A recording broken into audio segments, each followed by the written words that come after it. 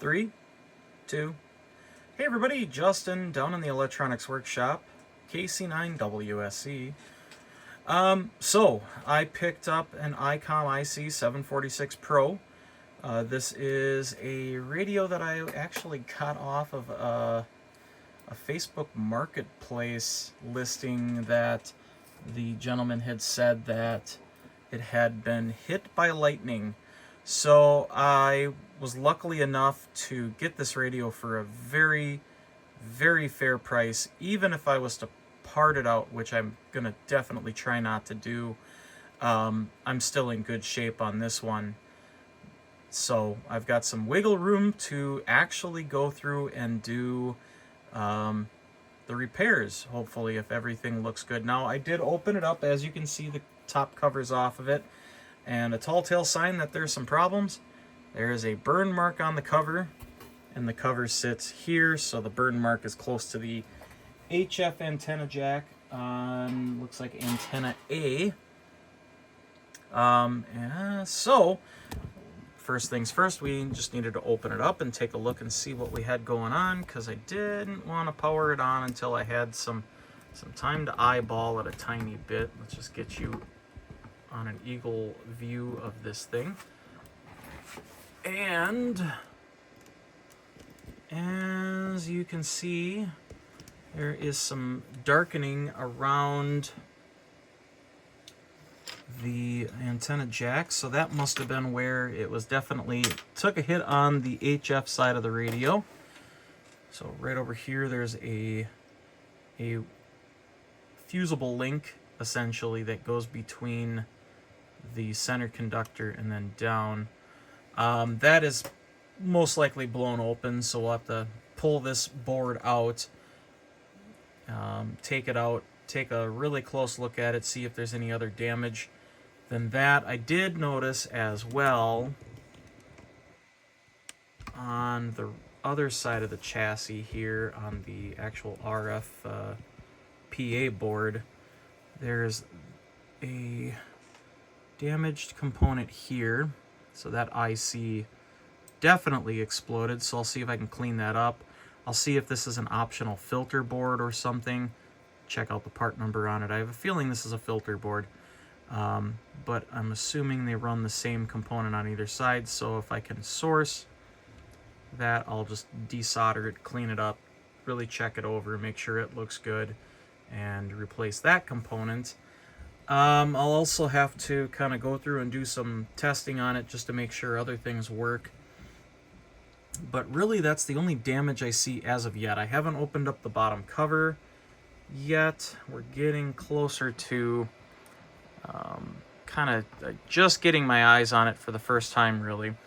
The antenna tuner, we'll have to inspect that because that was likely hit as well, so we'll make sure that it's okay. I'm assuming transmit receive relays are probably going to need to be inspected and or replaced, and I do think I should have replacements for those, so we might be in good shape there. But I hooked it up to a current load or a current limited supply, and I just plugged it in to see, does it power on? Running some pretty heavy current limiting on it so it doesn't have runaway issues. But whoa, hello, there we go. New tripod, definitely needed soon. So here it is. I do have it plugged into the current limited power supply on the bench, and I have it limited to draw no more than 1.5 amps right now. It's not drawing really anything, so that's good news. I mean, it's off. So let's go ahead and power it on. And it's doing something. That's good news. So it is powering on. The CPU is working. So that's something. I have it currently, I was just kind of playing around with this, but yeah, it does power on. Just after midnight tonight.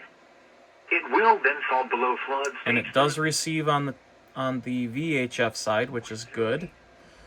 Let's Let's see if HF works. Now I'm on antenna jack 2, so we're going to flip over to that one on here. And let's roll around the bands a bit. The VFO is tight from being outside, so it's a little bit cold still, but that'll loosen up. I might service it just for good measure, clean it as well.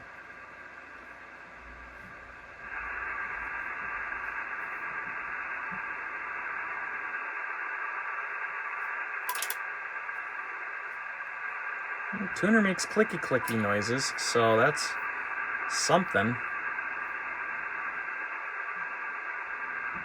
Bands are a bit weak today, I've noticed, so we'll see if I can get to the beacon side of this.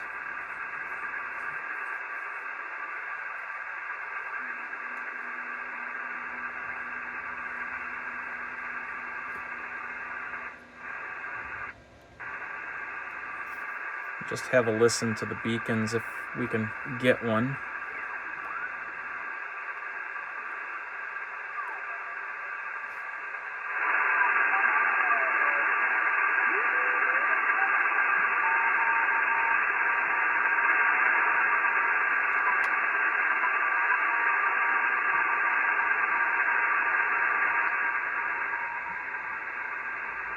I'm hearing a beacon.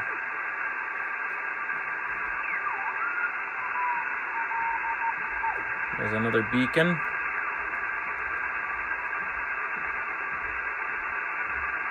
Usually that 300 beacon's pretty loud, but band is down right now. So probably not going to pick up a whole heck of a lot. And I'm working on a crutch. I've got the DX Commander Classic up since the Nebula, big 60-foot tall guy, took damage from our heavy icing we had in central Wisconsin, so I've got to do some repairs on that one to put it back up in service. But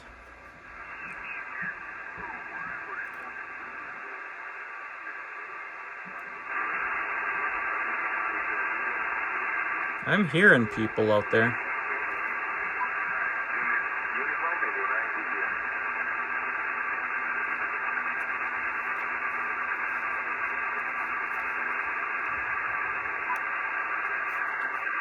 The notch does work,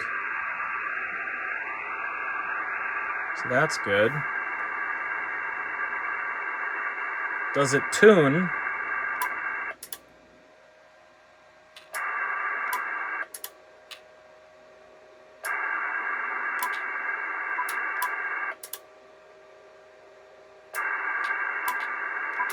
I don't know. I don't think the tuner's working. We'll have to try it on a different band. 10 is quiet. Let's try 15 meters. I know I've got a decent wire on 15 on here. Trying to remember where 15 is on my band plan. I should know this.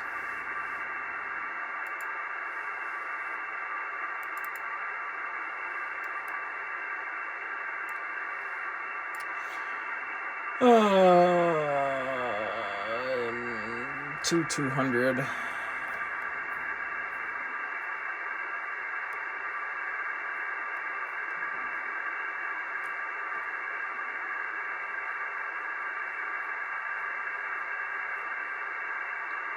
So 450. I wonder if we had a solar flare or something come up, because I should be hearing something. Yeah, it's got the out of the band beeps, so that's kind of nice. Okay, let's go over to 17 meter. I mean, if anything, can we hear FT8? I mean, this could be just a problem.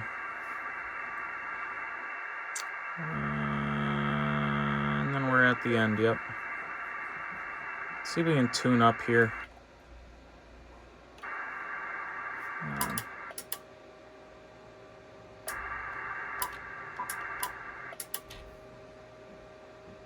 Yeah, I don't think the tuner works. I'll have to see if I can fix that. Let's go to 20 meters. 20 meters is working. Okay, let's see if the tuner works here. I'm not hearing the motors running, so that could be. Bring the power up, bring the mic gain middle. Yeah, it's just not tuning. So something definitely needs to be attended to on this. When I take this board out, I'll be able to get a good look at the tuner. I'll take out that circuit board, see if I can figure out what's going on with that. Inspect the underside of the boards to make sure there aren't any burnt traces. So, I mean, it is receiving. That's huge. That is a huge, huge, huge good sign. So all the other things I think we can pretty much just work through. Even if I have to purchase a replacement board from a parts radio or something, I should be in good shape on money for invested into this.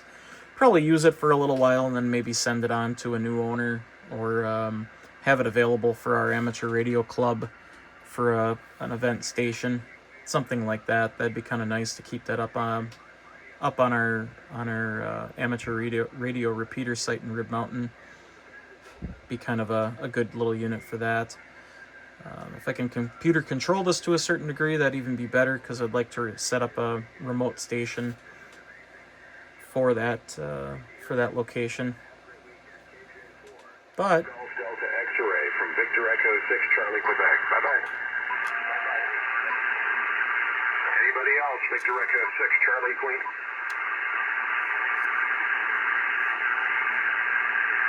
K0 Uniform X-ray Charlie. Good afternoon.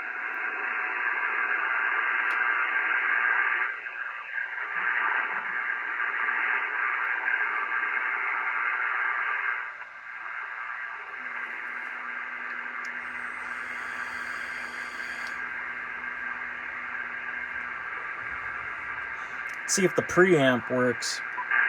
Oh, it does. Okay, the preamp is in good shape. So, I guess that really just brings up the question of what is that board that has the ICs blown off of it? Putting in a new fusible link. I think that's just a 0 ohm resistor or a fusible link, so that can get replaced. Yeah, no problem at all. Delmar, nice to hear you. And certainly a beautiful signal coming through So,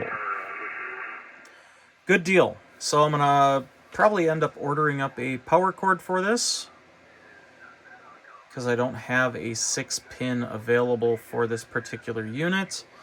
I'll wire up a microphone for it, or maybe even try to find an Icom hand mic specifically for this one, since it didn't come with a mic or a power cord. Mic can come after I know the unit's working. Power cord, I'm fine just purchasing one. I might even have a connector. I'll dig through my connector bins and I might just make up a power cord for this. So, good deal. I think it's, like I said, for what I paid for it, I think I'm in a position where I can actually make this happen. So, thanks for watching, and also thank you for joining me in another nerdy moment. And we'll have more to come on this Icom IC-746PRO. Stay tuned. Catch you in the next one.